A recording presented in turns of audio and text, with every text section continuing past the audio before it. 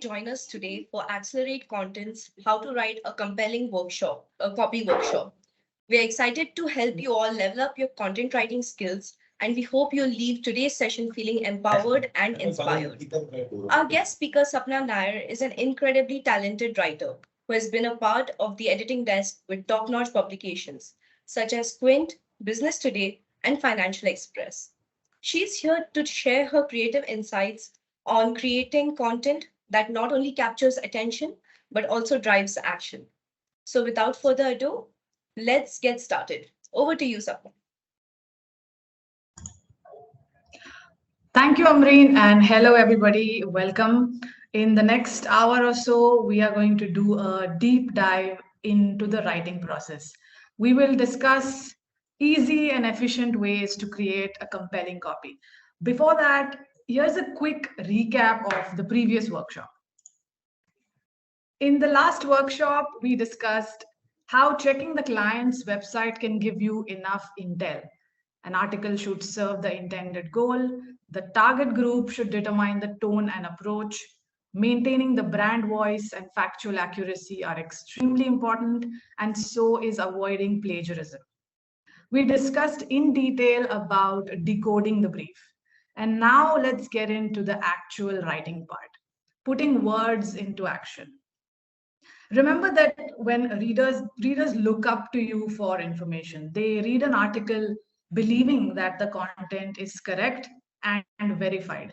They don't and should not doubt the information presented to them. So, as content writers, we are accountable for what we write. It is much more than just 500 words, it is 500 accurate, readable, and helpful words. So, when you're assigned a topic, what is the first thing that you do? Read the first link that Google search throws up and start writing? Well, that's a faulty approach. Resist the urge to start the writing process with limited understanding of the topic. Follow the RRR approach, which is research, recreate, review. Spend some time researching and reading up, and then recreate the article. Once you've done that, review what you've written and revise wherever necessary. Let's see how to go about this and come out with an Oscar-winning copy. Before putting pen to paper, get absolute clarity on the topic. Read up on the topic from multiple sources. Get a grasp on the topic before you start writing and not while you're writing it. Identify the elements that the article must have and visualize the article flow by listing the questions that the reader may have about the topic and addressing those deftly. So there will be times when the topic is unfamiliar or not within your area of interest. What do you do then? Read up as much as possible about the topic. Research, figure out the various subtopics within the topic, know the frequently asked questions, know the absolute must-haves in the copy, and then create an outline or a storyline. Visualize the article and make a rough structure based on what questions the article should answer and what problems the article must solve. This will help you figure out what kind of a headline would get people interested, how the intro should look, what subheads the main text must be divided into, and where would it be most relevant to put in the brand and the product. Let's see an example of how you can brainstorm before starting the writing process. Let's say there's an article to be written about gold loans.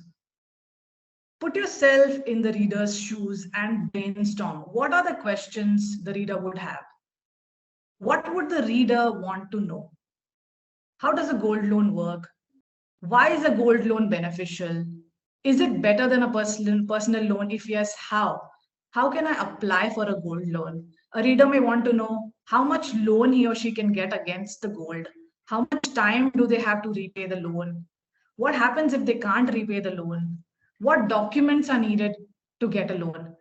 Now then go about finding the accurate answers to these questions. This brings us to the research part. Tapping sources. Where should you go for research and what kind of sources should you hyperlink? Before we delve into that, here's a quick question for you all. Wikipedia is a reliable source of information. True or false? Please type in your answers in the chat box. Do you think Wikipedia is a reliable source of information?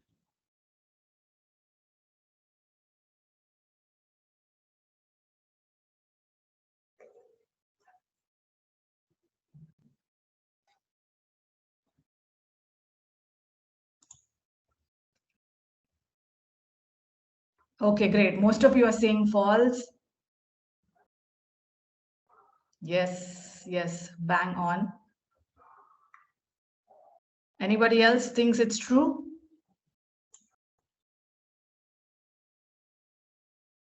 Okay, so you're right.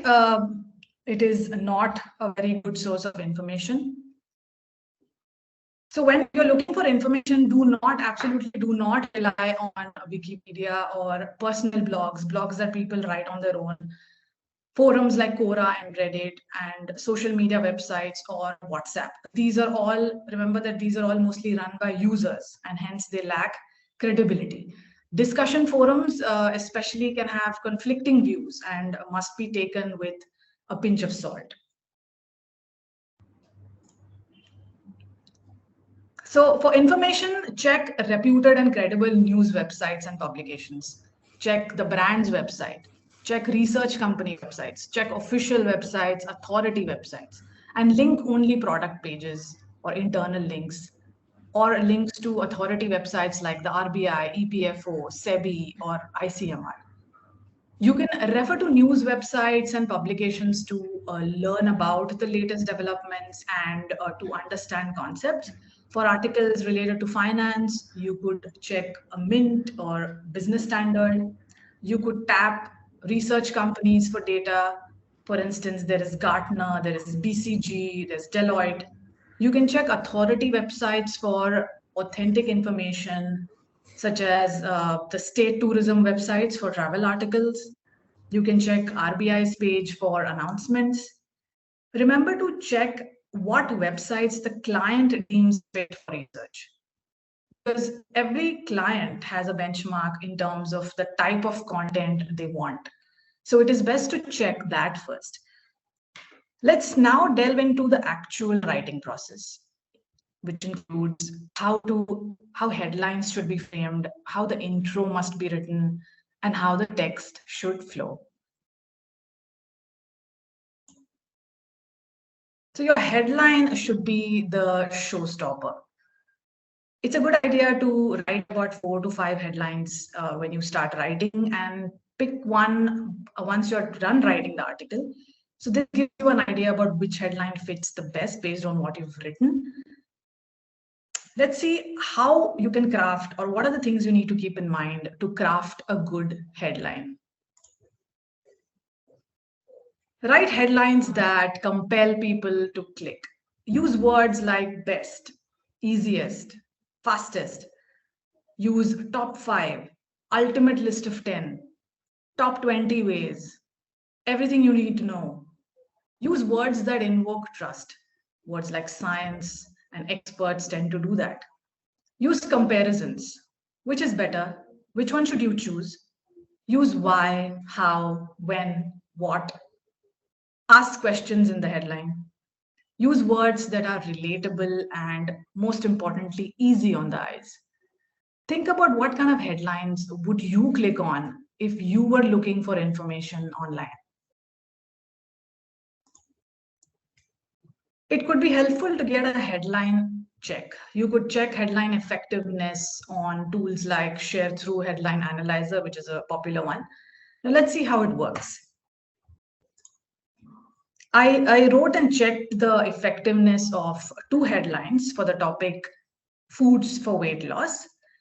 The first one, as you can see, 5 foods to eat for faster weight loss. It got a score of 68. The tool suggested that I increase the headline length and add more alert words. So these suggestions can be helpful when you're framing headlines. So 68 is not a bad score, but it's not a great score either. Let's see how the other one fared. The second one, 5 scientifically proven foods that will help you lose weight faster. Now this one got a score of 75. Words like scientific and proven, they tend to work better because they evoke a sense of trust. I would definitely click on a headline that has words like science or guarantee or unexplored, etc. And I'm sure you would too. But remember, when forming a headline, don't confuse the reader in an attempt to make it look good. Take this example, for instance. Something's not quite right with this headline. Time to make a switch. Should you upgrade to an electric toothbrush? Can you figure out what is off? First of all, do you spot that something is off? And two, what exactly is wrong with this headline? I want you to type this in the comments, please.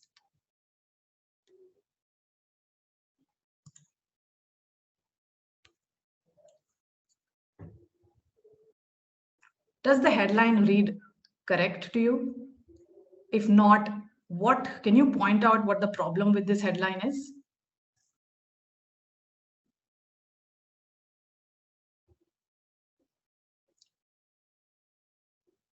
So Mita says the first is a statement, then we go to a question. Okay.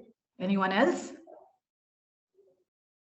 Just say whatever the first thing that comes to your mind. It's all right. No one's judging.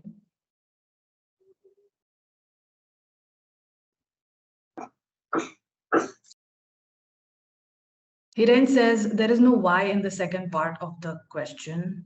First, it induces excitement to switch, and then it gives a doubt that should be used, says Mahinur. Okay, so Mita, Hiren, Mahinur, great job. Anyone else? Just analyze the headline on the face of it and just think, would you click on something like this? People would answer no and move on. Okay, says Deepan.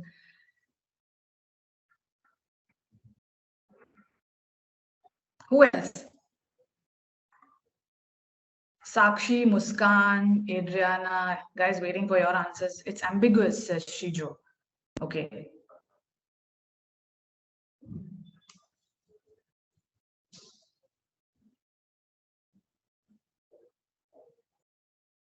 Waiting, guys.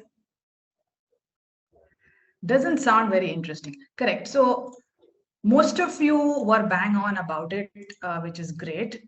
So what is happening in this headline is, it's a confusing headline, as one of you pointed out.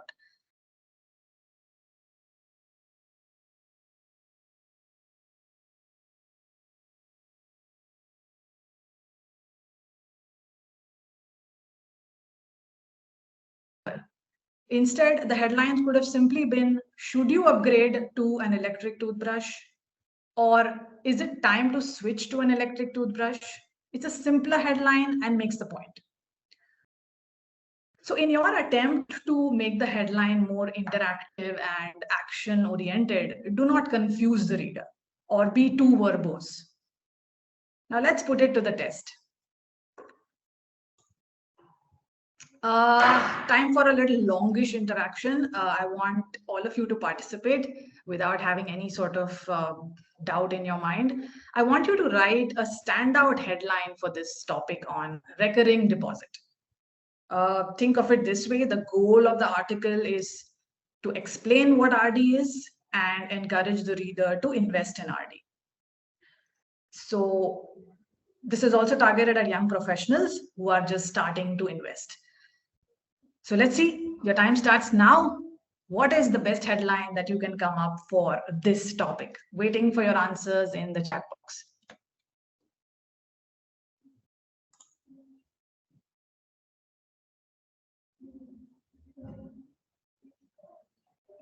Take a few seconds, think about the intent and the TG, and write a headline. One that you think will stand out.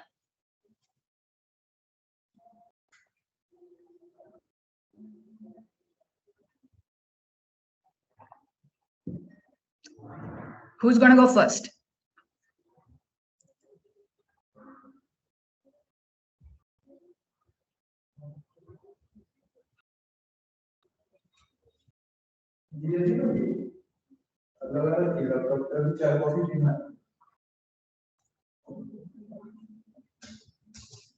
Okay, Adriana, well done.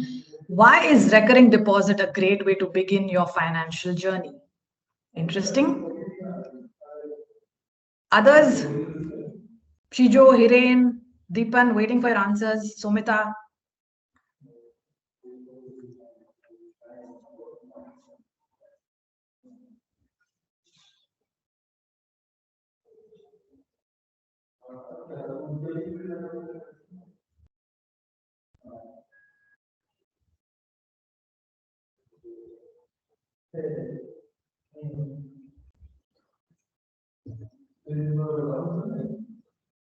Are you guys experiencing some kind of a writer's block? Okay, Deepan has come with an answer. Make compounding your friend.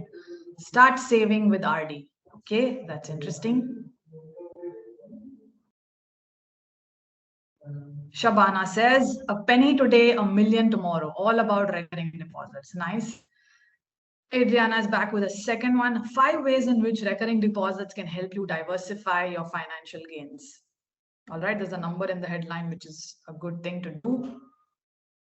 Hiren, 5 reasons why you should choose recurring deposit now. Okay. Mahanur says, recurring deposit, beginner's guide to investing the right way. Nice. So you are touching a chord with the TG directly. Are we getting some more answers?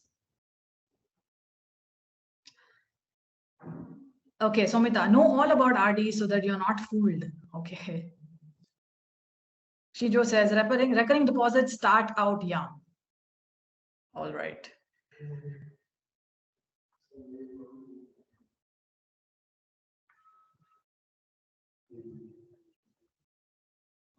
Eight benefits of opening a recurring deposit. All righty. So interesting headline options by all of you.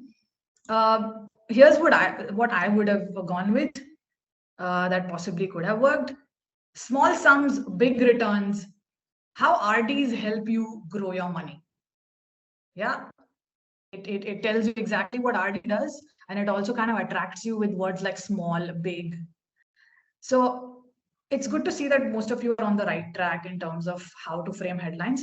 So now that you've tackled the headline, let's move to the introduction. This is where you cement your first impression. Time to introspect. What should an introduction do? This is a question for all of you again. What should you be aiming for when writing an article introduction? You can tell me in 1 word or 2 words. Type away in the chat section. I'll be waiting. What should an introduction achieve, according to you? Somita says, give a brief of the topic. Yes. This is an easy one. You guys do it day in, day out. Adriana says, TG's, okay, grab the target group's attention. Yeah. What else? When you write an intro, what is it that you're trying to do?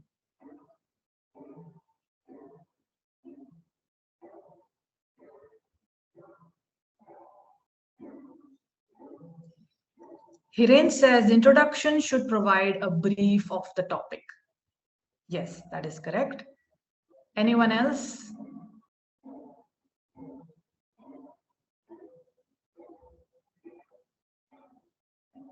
Shabana, the introduction should compel the readers to continue reading. Absolutely.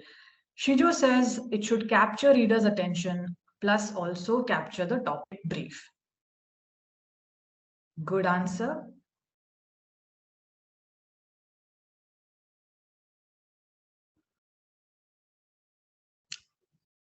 Somnath Basu says it should make one interested to read down below. Yes. Mahinur says an introduction starting with a question or exclamation to compel interest and add relatability. Okay. Do we have more answers coming in? Yes. Deepan says introduction should grab attention and compel reader to read. Absolutely correct.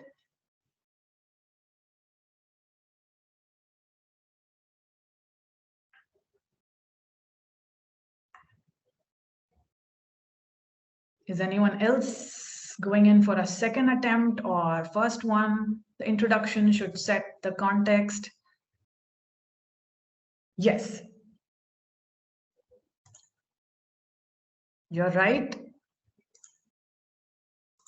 The introduction, here's what the introduction should do. The introduction should state the problem for which the reader is looking for a solution. Simply, it should state the dilemma that they could be in. You should promise to give them a solution right there in the introduction. You should show them that you understand their predicament. Nailing the intro is critical. You have enticed the reader with the title, and now you must ensure that they actually read the article. And as most of you said, this is where you compel the reader to read further. The intro will give them a peek into what is ahead. It will set the expectation. So build trust, show empathy, show that you understand their problem, show that you're in the same boat and you've experienced something like this and that they shouldn't worry, there is a solution, discuss what's coming up. That's what you should aim with an intro. Are you guys ready for a quick exercise? Here it comes. I want you guys to write a 3-line intro for the same topic that we discussed earlier, which is recurring deposit.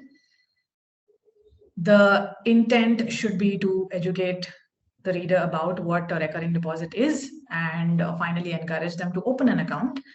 And you are, remember, talking to a young professional who is just about starting to invest or is weighing his or her options. So I want you to frame a 3-line intro for this topic. Take your time, but definitely do give this an attempt. I will see you in the chat box.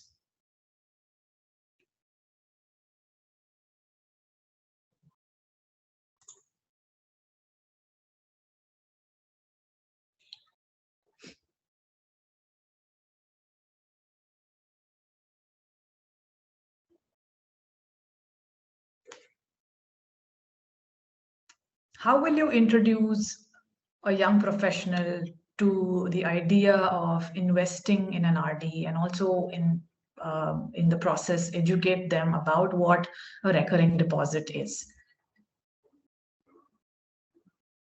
You can write a 2-line, 3-line, a 4-line intro.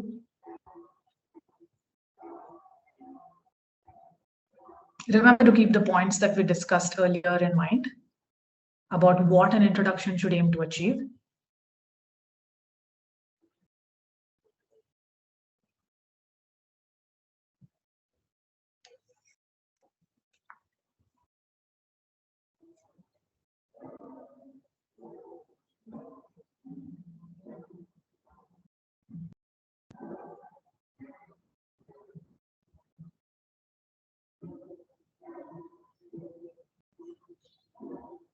Okay, Deepan has some. Yes. Have you started saving yet? It does not require huge sum. Check recurring deposits as they allow to save small amount and grow your money. Okay. Adriana says, are you confused? Trying to make a choice in your investments? Want a solution in which you invest a little but reap massive gains? Read on to know how recurring deposits are your best investment bet. Yes, this definitely does pique my interest. Anyone else giving it a go? Sumita, are you tired of living paycheck to paycheck? Look no further than recurring deposits. As a young professional, starting an RD can be a smart choice to establish good financial habits and reach your long-term goals. Okay.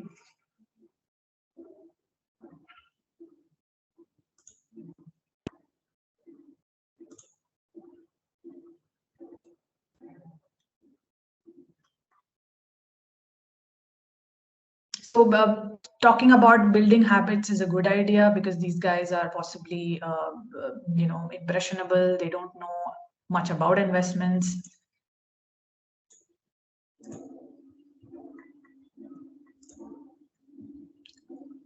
Anyone else?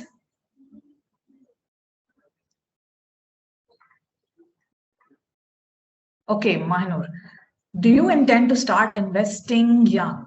Recurring deposits might be a fantastic option. It enables investors to make consistent monthly payments and preserve money over a certain time. Saving money and growing can now be easy with it. Okay.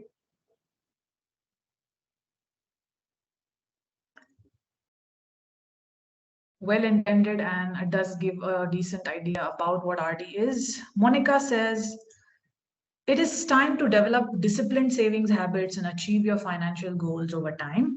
A recurring deposit is a type of savings account offered by banks and financial institution in which an individual can save a fixed amount of money every month for a certain period.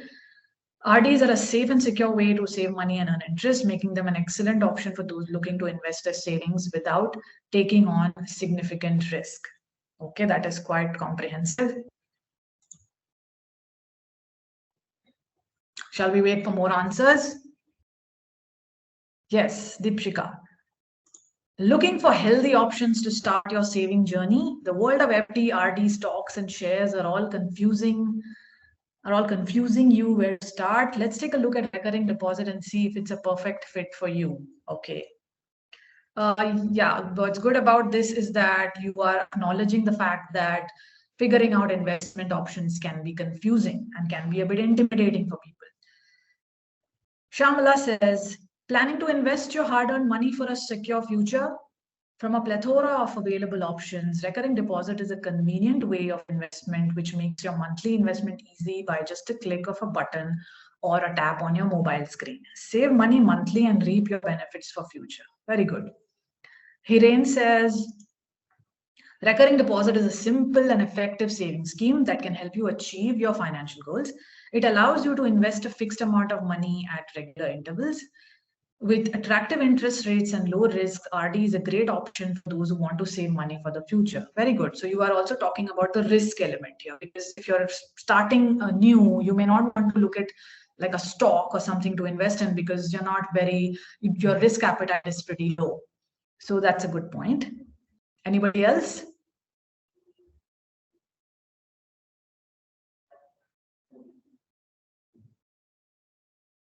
Very good answers, all of you. It shows that you do understand how to pull people in, lure them in to read the article.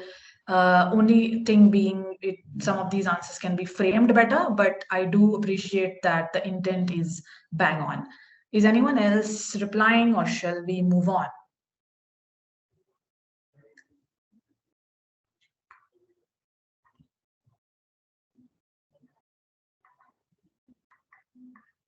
Okay, excellent. So for this particular brief, like some of you did, it's good to establish the fact that an RD is a time-tested and safe investment instrument. For example, I would have written an intro like, people have chosen RD as an investment tool since generations. Moreover, it's an attractive saving option for those with a low risk appetite. But does it give good returns? What do you guys think of this intro? Does it build intrigue? This way, you give readers a peek into what RD is and you build intrigue in the intro. It is also a good idea to write the intro after you finish writing the article, because that's when you have the complete picture of the contents of the article. So you can also ensure that it is flowing well. Let's move on to the main part of the article, the main text. Are you guys salivating at the picture? There is still time for lunch. Before that, let's tackle how to write the main body. So for the main article, break content down by using subheads. Use bullet points, use statistics, quotes, survey findings, link data to credible sources, and end with a conclusion and call to action or brand integration. Now let's delve into some of these elements, starting with subheads.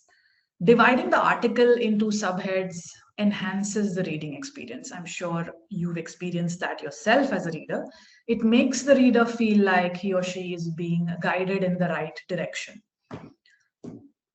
it looks like some thought and structure has gone into the article. So while framing subheads, make sure that you use questions that you think the reader may naturally think of. Keep them short, but give readers an idea about what's going to follow. Aim for instant appeal. One read and the reader should be instantly pulled in. Ensure that the text matches the subhead. Very important. Some readers may scan the article, they cannot read it entirely. They may stop scrolling when they see a subhead that seems relevant to them. Subheads basically help readers navigate the article smoothly. The allure of subheads. Let's see how to use subheads well with an example. Here's an article on sovereign gold bonds. So if you see, this article on sovereign gold bonds has subheads that answer relevant and specific questions that the reader may have on the topic. How does a sovereign gold bond scheme work? How much does it cost to invest in it? A reader who is unsure of what sovereign gold bonds are, how to invest in them, how much to invest in them, what is the rate of interest, how to redeem them, etc., will get answers to all of these questions. And if a reader already knows what sovereign gold bonds are, but the reader wants to know if it is a good investment option, he or she can just skim through the article and arrive straight at the subhead, what makes sovereign gold bond scheme a good investment option. So the subheads guide the reader and help the reader navigate the article much easier. Subheads simply make the article reader friendly. Next, you arrive at the conclusion. You have touched upon all the points. You've given the reader a complete lowdown on the topic. Now give them a ready-made solution in the form of a brand or product integration. In the conclusion, convince the reader to act without being too pushy. Present the product as a solution. Mention the product benefits. Make it enticing. Give them a compelling reason to click on the call to action. Use words like benefits, free, easy, quick, now, and know when to integrate the brand and when to introduce the specific product. Let's delve further into that. So when you're writing a CTA, in the end, it's best to plug in the product that is being discussed. Now imagine that this is from a post on H&M's blog section. How would the brand integration read? Wondering whether bold colors are in vogue now? Is it time to say goodbye to your monochrome jumpsuit? Fashion trends change and it is hard to keep up. Thankfully, H&M is here to help you keep up with what's in and what's out in the world of fashion. As against how a product integration would read, H&M's collection of oversized shirts will leave you spoiled for choice. So you can clearly tell the difference between the way the brand is placed and the way the product is placed. Brand integration is when you place the brand in the copy without going into specific products. So the first one mentions H&M, but does not go into a specific category of products. Whereas the second line, the line below, is particularly about oversized shirts from H&M. Let's move on. How can you spruce up an article? What are some toppings that you can add to make the article look credible and readable? Let's see. Say no to use bullets. Now, using bullet points is a great way to make the article look neat. You'll agree that before you connect with the reader at an intellectual level, you connect with them at a visual level, which is why presentation matters. Readers like content that is easy on the eyes, skimmable, content that is structured well, content that is brief, not boring, not chunky. If the article is a listicle, for example, 6 ways to make a sandwich, then you would use numbers to list down the 6 different ways. And if there are subpoints within under each, it would be good to use bullets to delve further. Like in this article from Tomorrow Makers on the topic, top 7 factors to affect the Indian economy in 2023. The article has numbered the 7 factors that are likely to affect the Indian economy. The first one is India's growth story. The second one is about the concerns about inflation. And within that, you will see that there are subpoints represented as bullets. So the article, the proper numbering and bullets make the article super reader friendly and neatly structured. Another way to spruce up an article is by adding statistics and data to it. Stats and data help you add heft to your content. They help you make a case for what you're saying. They help paint a clearer picture for the reader, and they guide the reader better. When you add data, the reader gets the impression that the article is well researched and that the writer has put in some effort. It helps build trust. But using stats without context can be pointless. So don't just throw in numbers, because without any background, you're really not helping the text. Let's see an example of how not to use data. Let's say you're reading an article about car loans and you come across this particular paragraph. Today, around 16% of Indians prefer buying used cars. This is especially true for first-time car buyers. With financing options available for purchasing used cars, customers are increasingly opting for a higher variant second-hand car rather than stretching their budget and buying a brand new car. Time for a quick exercise. Can you point out the problem in the way the statistic is used?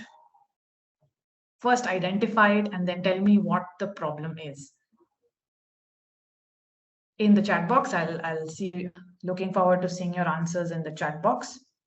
What is the problem with the way the statistics is used? Adriana says the statistic is very low. Not sure how that is a problem. It's about the way the stat is used, and not the stat itself. Anyone else?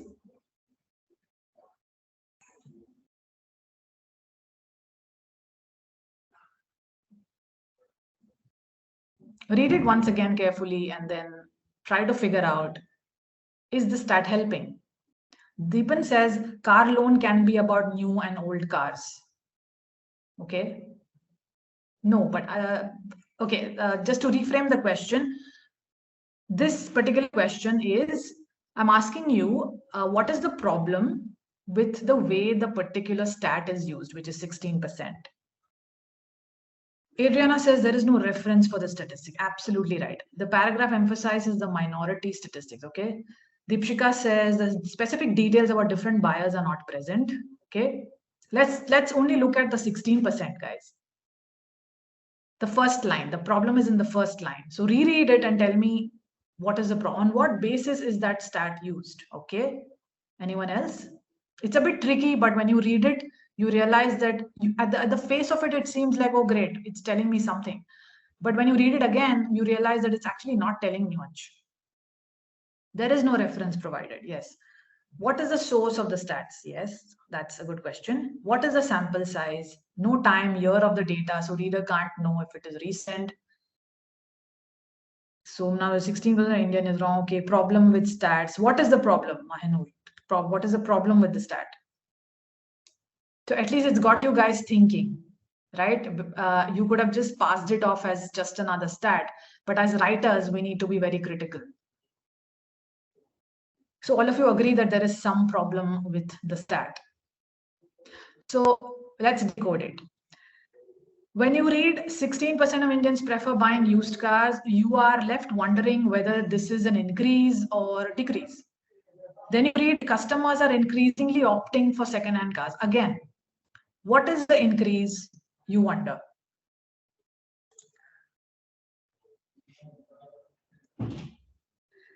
Yeah, so what you need to know what this number is being compared with. Otherwise, it is just a number that does not add much value. The better way to write this would be: today, 16% of Indians prefer buying used cars, which is a sharp rise from 11% last year. When you compare it with last year, you give a context. The point you're making is clearer and there is meaning in using the stat. Also, remember to use stats that are recent because outdated numbers add little value. Stats should be typically not older than a year or so. Let's move on. So yes, this article on Healthify Me about the benefits and side effects of black coffee has several links. I'm showing you one here, which is about under how black coffee helps elevate mood and productivity. To establish that, the article has a link to a study by the National Library of Medicine. So while going through the article, the reader gets the feeling that the information is based on facts and has been researched well. The reader can also refer to the links for more information in case he or she wants to dig deeper.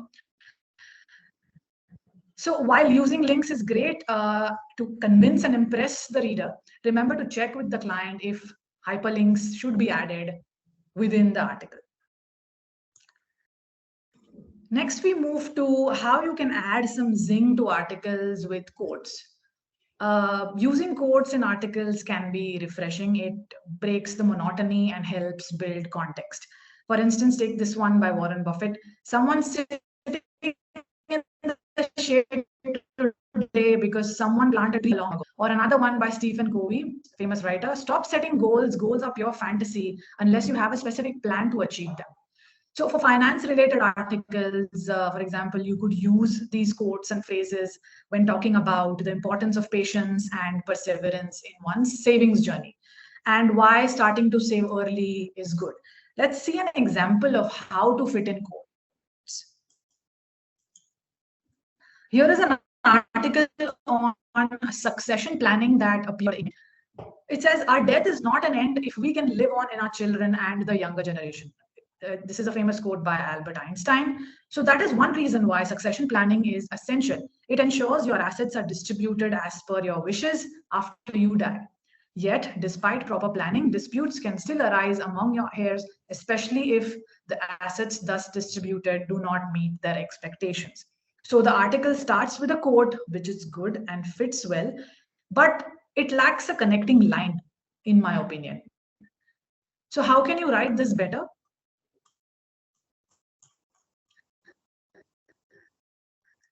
Adding this line highlighted in red that you can see. So after the quote, our death is not an end if we can live on in our children and the younger generation, was a famous quote by Albert Einstein. How can you ensure a secure and comfortable life for your children after your demise? Succession planning is the answer. So as you can see, there is a proper flow now. This red line connects the quote and the rest of the article. However, remember, do not force fit quotes in articles. This is using quotes as just a way to add some flavor to the write-up, but do not make it the norm. Also, another very important point is being careful when using quotes or statements made by people. Do not use extracts or statements from news articles or interviews. If a person has said something to a publication in an exclusive interview, it cannot be used. You can use statements made in press conferences or announcements or circulars or books. I hope that's clear. Let's move on. I came across this tweet and I thought it was funny. Googling symptoms only tells you which diseases have the best SEO. Oh, some of you got joke. So as you all already know, keywords help the article or post rank high on search engines. Basically, your article must be relevant to appear as a solution to the problem that the reader is looking for. But it's tough, balancing keyword usage and writing content that reads well. So how do you do it? So for branded content articles, include keywords that the client has listed, both primary and secondary keywords. Keep the density or the keyword distribution based on the guidelines. Must use subheads in headline, in the meta title, meta description, the intro, and subheads, and intersperse the keywords throughout the article. If the keyword is a phrase, try and avoid using it too many times. It is standard practice for clients to provide primary keywords and secondary keywords to be included in the article. They also tell you how many times they want these included. Usually, keyword density could be between 1 to 2%. Follow the guidelines. Remember to use the primary keyword in the headline, the metadata, the subheads, the intro, and intersperse them throughout the article. Secondary keywords typically have more context. They are more specific and aligned to the reader intent. For example, shoes could be the primary keyword, whereas running shoes could be a secondary keyword. It's this combination of primary and secondary keywords that ensures the article gets a good ranking. So these are the general guidelines for keyword use. You must adhere to the stated keyword density, but remember that real people are going to be reading the article. Do not stuff keywords. Inform the client if keywords are not fitting in organically. Quick question. Can you count the number of times cheap flights appears in this para? It's crazy the amount of times that it appears. I wouldn't even want you to attempt it. The answer, by the way, is 15, and that is a lot. Mold the keyword without losing its essence.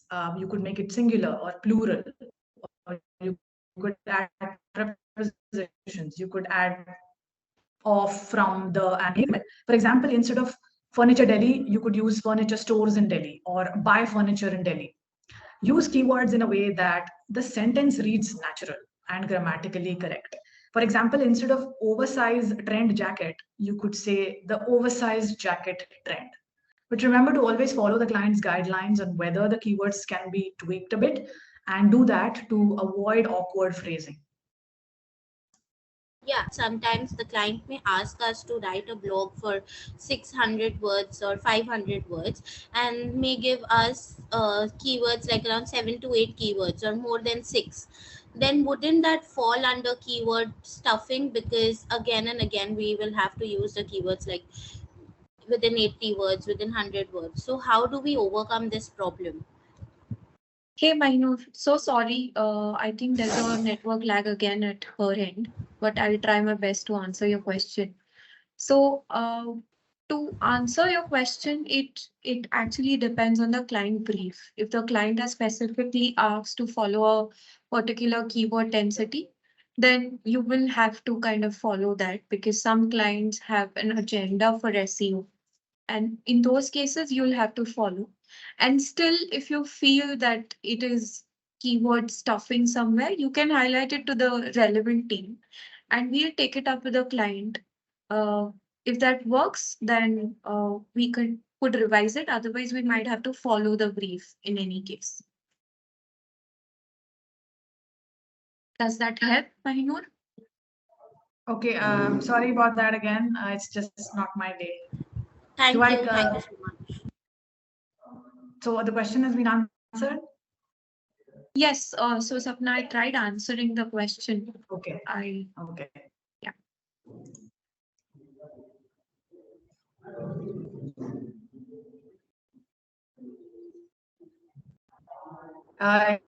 Anyone else?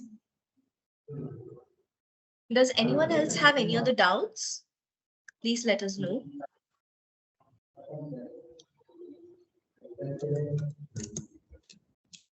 All right, so I think we'll call it end to this session. Thank you everyone for joining this session and actively participating in it. We hope that you found it informative and engaging. Your feedback is essential to us, so please take a moment to fill out the feedback form that we'll be sharing with you on today's shortly.